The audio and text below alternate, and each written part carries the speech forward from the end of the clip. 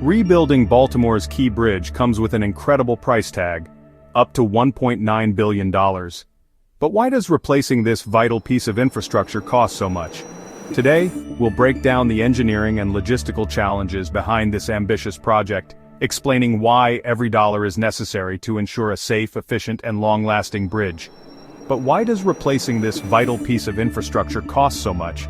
Today, we'll break down the engineering and logistical challenges behind this ambitious project, explaining why every dollar is necessary to ensure a safe, efficient, and long-lasting bridge. From advanced bridge designs and deeper foundations to faster construction schedules and rising material costs. This is not just about replacing a bridge, it's about rebuilding a lifeline for the city. Before we continue, I'd really appreciate it if you could hit that subscribe button. I'm working towards 1,000 subscribers, and your support would mean the world. Don't forget to like and comment, it really helps out the channel. Let's continue now.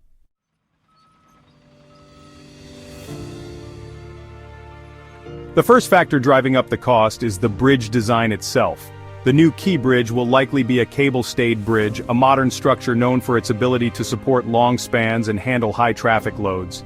Cable-stayed bridges are not only more durable but also more visually striking, with sleek pylons and fan-like cables. The main span of the bridge is expected to stretch from 1,200 feet to over 1,600 feet, an increase that accommodates Baltimore's busy shipping lanes. By extending the span, engineers reduce the risk of ship collisions with bridge piers, a major concern that contributed to the original bridge's collapse. To ensure safety, the new bridge will feature structural redundancy. This means that if one cable or component fails, the rest of the structure will remain intact. Building in this kind of safety requires precision engineering and advanced materials, both of which contribute to the higher cost. Cable-stayed bridges are not only more durable but also more visually striking, with sleek pylons and fan-like cables. The main span of the bridge is expected to stretch from 1,200 feet to over 1,600 feet, an increase that accommodates Baltimore's busy shipping lanes. By extending the span, engineers reduce the risk of ship collisions with bridge piers, a major concern that contributed to the original bridge's collapse. To ensure safety, the new bridge will feature structural redundancy. This means that if one cable or component fails, the rest of the structure will remain intact. Building in this kind of safety requires precision engineering and advanced materials, both of which contribute to the higher cost. Before we continue, I'd really appreciate it if you could hit that subscribe button.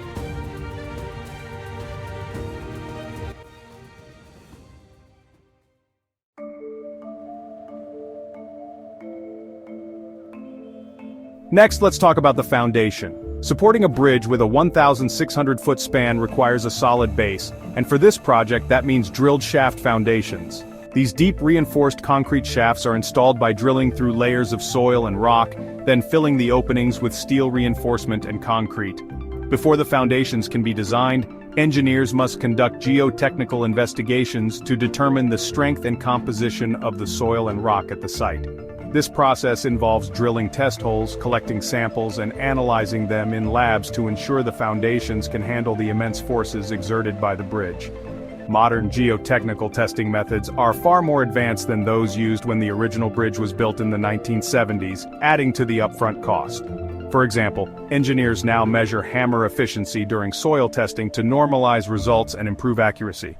This level of precision ensures the bridge's foundations are built to modern safety standards.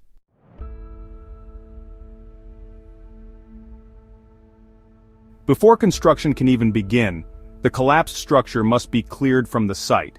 This is no small task. Tons of steel, concrete, and other debris need to be removed from the waterway to allow safe navigation for ships and create a clean slate for the new bridge.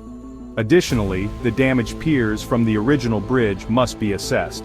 While reusing old foundations might seem like a cost-saving measure, it's rarely feasible. The new bridge's extended spans will require piers in different locations, and using outdated foundations could compromise the structural integrity of the new design.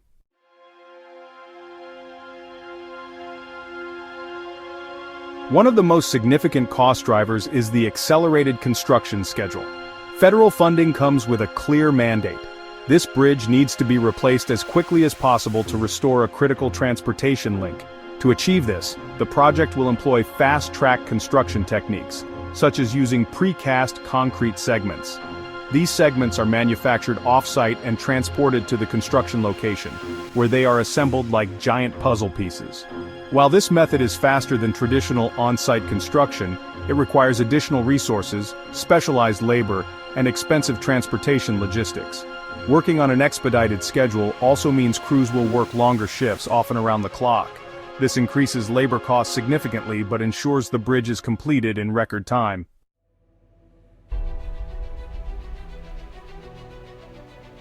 The global rise in material costs is another major factor. Steel and concrete prices have increased dramatically in recent years, and a bridge of this size requires enormous quantities of both. For example, the cable-stayed design uses high-strength steel cables to suspend the bridge deck, along with post-tensioned concrete segments that provide rigidity and durability.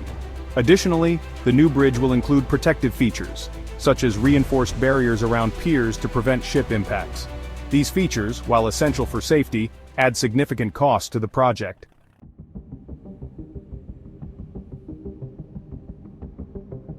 Large infrastructure projects like this must comply with federal and state environmental regulations. This includes conducting environmental impact studies to assess how the construction will affect local ecosystems, wildlife, and water quality. For instance, construction might need to be paused during certain seasons to protect endangered species in the area. These delays and accommodations can extend the timeline and increase costs. While federal waivers may help streamline the process, some level of environmental oversight is unavoidable for a project of this magnitude.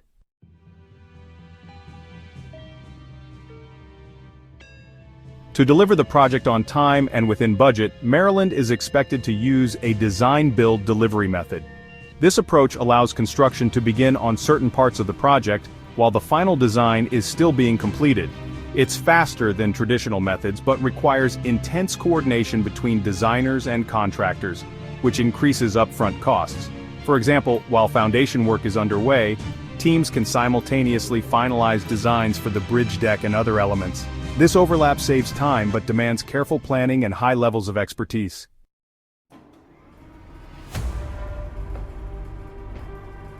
Finally, there's the question of funding. President Biden has pledged federal support to cover the entire cost of the project, which is expected to exceed $1.9 billion. This funding allows engineers to prioritize safety, efficiency, and long-term durability without cutting corners. The cost also reflects the urgent nature of the project. Under normal circumstances, a bridge like this might cost closer to $1 billion, but the accelerated schedule and enhanced features justify the higher price tag.